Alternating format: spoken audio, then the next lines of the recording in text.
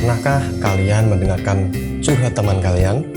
Dan apakah kalian bisa menempatkan diri di perasaan dan juga pikiran teman kalian? Selamat datang di channel F-Nora, dan kali ini kita akan membahas tentang empati. Tidak semua orang memiliki tingkat empati yang sama. Ada yang mudah untuk berempati dengan orang lain, dan ada pula yang kesulitan untuk bisa menempatkan diri di posisi orang lain.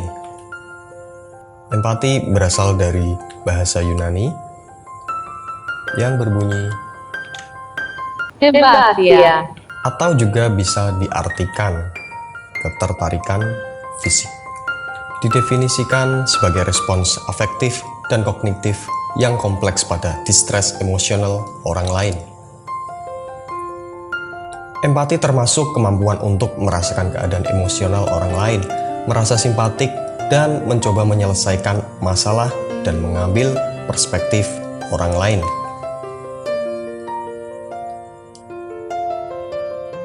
Kata empati dalam bahasa Inggris, empathy, ditemukan pada tahun 1909 oleh E.P. Titchener sebagai usaha dari menerjemahkan kata bahasa Jerman yang berbunyi Einfühlungsvermögen. empati menurut para ahli.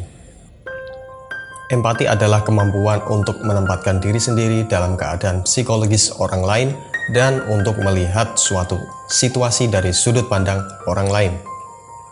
Empati adalah suatu respons afektif dan kognitif yang kompleks terhadap penderitaan emosional orang lain.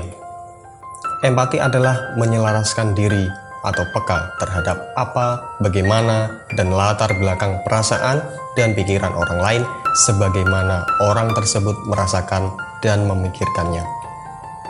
Empati diartikan sebagai perasaan simpati dan perhatian terhadap orang lain, khususnya untuk berbagi pengalaman atau secara tidak langsung merasakan penderitaan orang lain.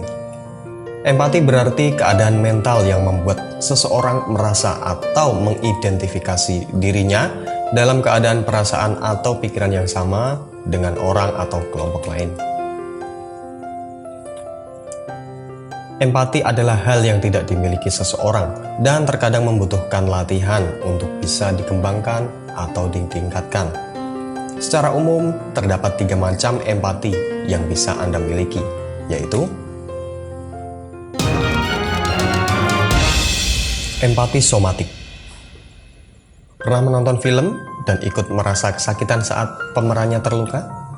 Hal itulah yang disebut sebagai empati somatik. Anda mampu merasakan dan merespon secara fisik apa yang dialami oleh orang lain. Misalnya, Anda juga ikut merasa mulas ketika melihat teman Anda yang sedang cemas sebelum presentasi, atau ketika Anda melihat orang lain menguap dan Anda ikut menguap.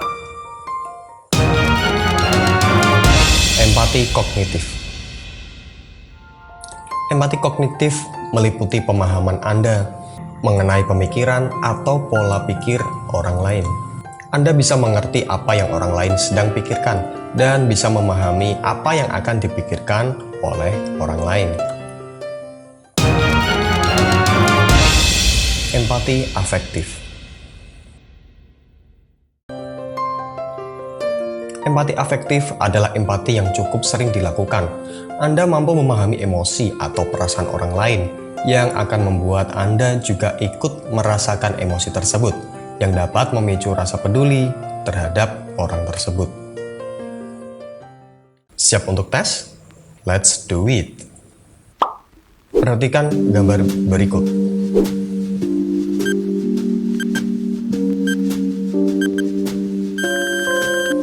Gambar apa yang pertama kamu lihat?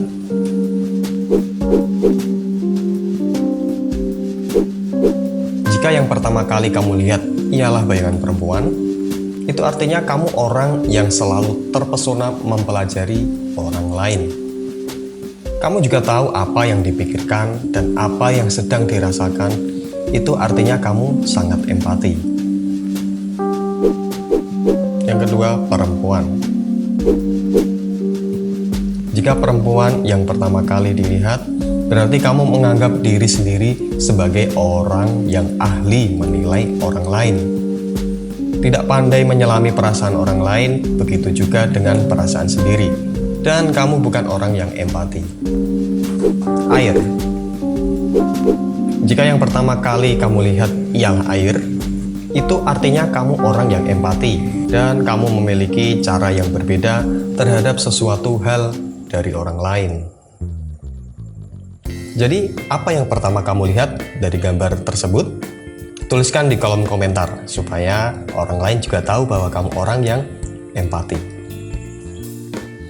Jika kalian merasa atau tes ini membuktikan bahwa kalian bukan orang yang empati, kita kembali ke awal video bahwa empati bisa dilatih dan juga dikembangkan untuk diri sendiri. Jadi perasaan ini bisa dimiliki oleh semua orang. So, terima kasih sudah menonton video ini. Semoga semua kebaikan selalu datang kepada kita dari seluruh penjuru mata angin dan semoga semua makhluk berbahagia.